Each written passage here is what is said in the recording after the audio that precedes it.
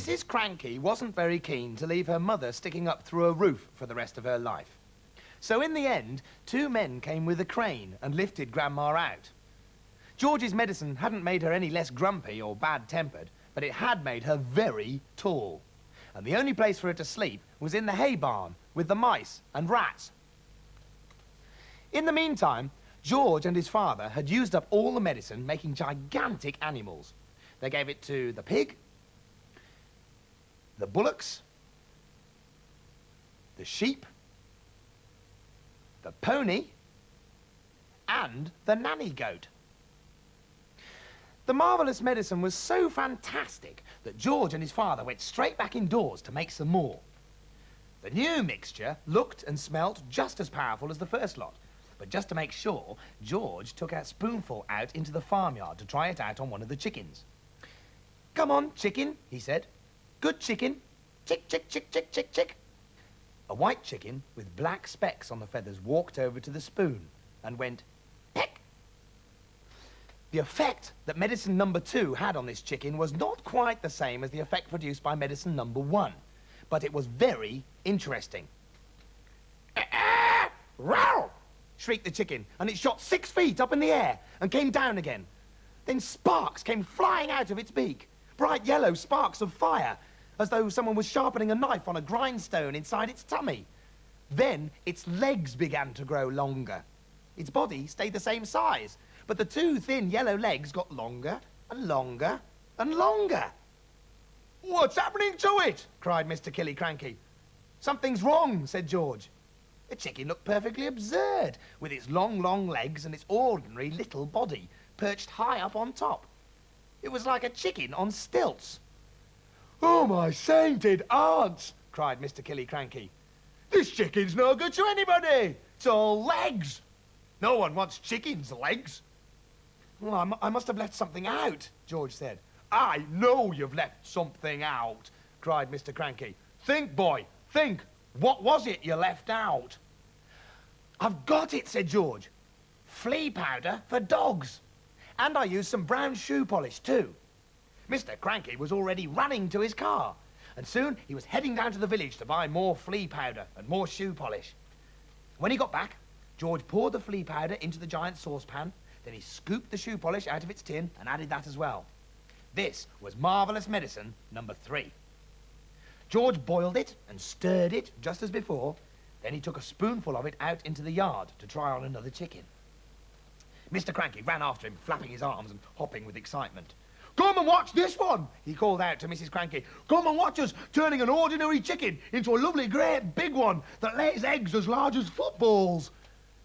"I hope you do better than you did last time," said Mrs. Cranky. "Come on, chicken," said George. "Chick, chick, chick, chick, chick, chick, chick, chick. Have some of the lovely medicine." And a magnificent black cockerel with a scarlet comb came stepping over. The cockerel looked at the spoon and went, peck. Then, ah, ah, ah, ah! George and his father and mother watched as the cockerel shot up into the air and came back down again. "Watch him now," cried Mr. Cranky. "Watch him grow. Any moment he's going to start getting bigger and bigger." The cockerel stood quite still. It looked as though it had a headache. "What's happening to its neck?" Mrs. Cranky asked. "It's getting longer," said George. "I'll say it's getting longer," said Mrs. Cranky. "Last time it was the legs, now it's the neck. Who wants a chicken with a long neck? You can't eat a chicken's neck." It was an extraordinary sight. The cockerel's body hadn't grown at all, but the neck was now about 6 feet long. "All right, George," said Mr. Cranky. "What else have you forgotten?" "I don't know," said George. "Oh, yes, you do," said Mr. Cranky. "Come along now, boy. Think. There's probably just one vital thing missing, and you've got to remember it." I put in some engine oil from the shed," said George. "Did you have that on your list?" Eureka! cried Mr. Cranky. "That's the answer. Right, how much did you put in?" Half a pint," George said. "You're going to have some mighty queer chickens around here if you go on like this," said Mrs. Cranky, as they boiled up Marvellous medicine number 4. "You keep out of this," said Mr. Cranky. "We're doing fine. We've got it this time. You see if we haven't." George took a teacupful of the new medicine outside, dipped in the spoon, and held it out to a brown hen. "Chick, chick, chick, he said. Try some of this. The brown hen walked over and looked at the spoon. Then it went, pick. Ouch, it said. And then a funny whistling noise came out of its beak. Watch it grow, shouted Mr. Cranky. Don't be too sure, said Mrs. Cranky. Why is it whistling like that? Keep quiet, woman, cried Mr. Cranky. give it a chance. It's getting smaller, said George. Look at it, Dad, it's shrinking. And indeed it was. In less than a minute, the hen was no bigger than a new hatched chick. It looked ridiculous. Oh, give it up, said Mrs. Cranky. Pack it in. You'll never get it right.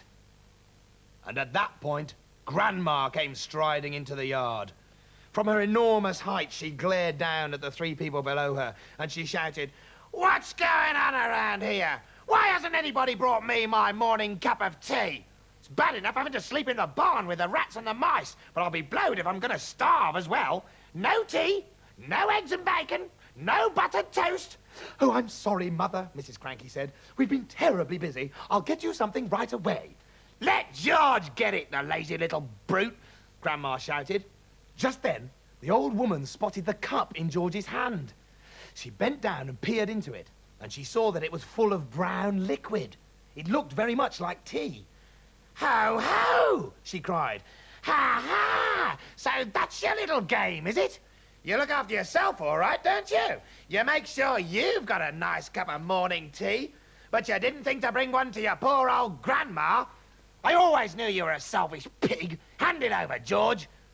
"No," cried Mrs. Cranky. "No, Mother, don't. That's not for you." "Now you're against me too," shouted Grandma. "My own daughter, trying to stop me having my breakfast, trying to starve me out." Mr. Cranky looked up at the horrid old woman, and he smiled sweetly. Of course it's for you, Grandma, he said. You take it and drink it while it's nice and hot. "Don't think I won't," Grandma said, bending down from her great height and reaching out a huge horny hand for the cup. "No, no, Grandma," George cried out, pulling the cup away. "You mustn't. You're not to have it." "Give it to me, boy," yelled Grandma. "Don't," cried Mrs. Cranky. "That's George's Marvellous." "Everything's George's round here," shouted Grandma. "George this, George that. I'm fed up with it." And she snatched the cup. She snatched it out of little George's hand and carried it high up out of reach. Drink it up, Grandma, Mr. Cranky said, grinning hugely. Lovely tea. "No!" the other two cried. "No, no, no!" But it was too late. The ancient beanpole had already put the cup to her lips, and in one gulp she swallowed everything that was in it. Mother, wailed Mrs. Cranky, you've just drunk 50 doses of George's Marvellous Medicine No. 4, and look what one tiny spoonful did to that little brown hen. But Grandma didn't even hear her. Great clouds of steam were already pouring out of her mouth and nose and ears, and she was beginning to whistle. This is going to be interesting, Mr. Cranky said, still grinning. "Now you've done it," cried Mrs. Cranky, glaring at her husband. "You've cooked the old girl's goose." I didn't do anything, Mr. Cranky said. "Oh, yes, you did. You told her to drink it." A tremendous hissing sound was coming from above their heads. Steam was still shooting out of Grandma's head and whistling as it came. She'll feel better after she's let off a bit of steam, Mr. Cranky said. "She's going to blow up," Mrs. Cranky wailed. "Her boiler's going to burst." Stand clear, said Mr. Cranky. George was quite alarmed. He stood up and ran back a few paces. The jets of white steam kept squirting out of the skinny old hag's head, and the whistling was so high and shrill it hurt his ears. Call the fire brigade, cried Mrs. Cranky. "Call the police! Man the hose pipes!" Too late, said Mr. Cranky, looking pleased. "Grandma!" shrieked Mrs. Cranky. "Mother, run to the drinking trough and put your head under the water." But even as she spoke, the whistling suddenly stopped and the steam disappeared. That was when Grandma began to get smaller. She'd started off with her head as high as the roof of the house, but now she was coming down fast. "Watch this, George," shouted Mr. Cranky, hopping around the yard and flapping his arms. "Watch what happens when someone's had 50 spoonfuls instead of one." Very soon, Grandma was back to normal height. "Stop!" cried Mrs. Cranky. "That's just right." But she didn't stop. Smaller and smaller she got. Down and down she went. In another moment, she was no bigger than a bottle of lemonade. How do you feel, Mother? Asked Mrs. Cranky anxiously. Grandma's tiny face still bore the same foul and furious expression it always had. Her eyes, no bigger now than little keyholes, were blazing with anger. "How do I feel?" she yelled. "How do you think I feel? How would you feel if you'd been a glorious giant a minute ago and suddenly you're a miserable midget?" She's still going, shouted Mr. Cranky gleefully. She's still getting smaller. And by golly, she was. When she was no bigger than a pencil, Mrs. Cranky made a grab for her. She held her in her hands and she cried, "How do I stop her getting smaller still?" "You can't," said Mr. Cranky. "She's had 50 times the right amount." By then, Grandma was the size of a matchstick and still shrinking fast. A moment later, she was no bigger than a pin, then a pumpkin seed, then... "Where is she?" cried Mrs. Cranky. "I've lost her." "Hooray!" said Mr. Cranky. "She's gone. She's disappeared completely," cried Mrs. Cranky. "Well, that's what happens to you if you're grumpy and bad-tempered," said Mr. Cranky. "Great medicine of yours, George." George didn't know what to think. For a few minutes, Mrs. Cranky kept wandering around with a puzzled look on her face, saying, "Mother, where are you? Where have you gone? Where have you got to? How can I find you?" But she calmed down quite quickly. And by lunchtime, she was saying, "Oh, well, I suppose it's all for the best, really. She was a bit of a nuisance round the house, wasn't she?" "Yes," said Mr. Cranky. "she most certainly was." George didn't say a word. He felt quite trembly. He knew something tremendous had taken place that morning. For a few brief moments, he had touched with the very tips of his fingers the edge of a magic world. Goodbye.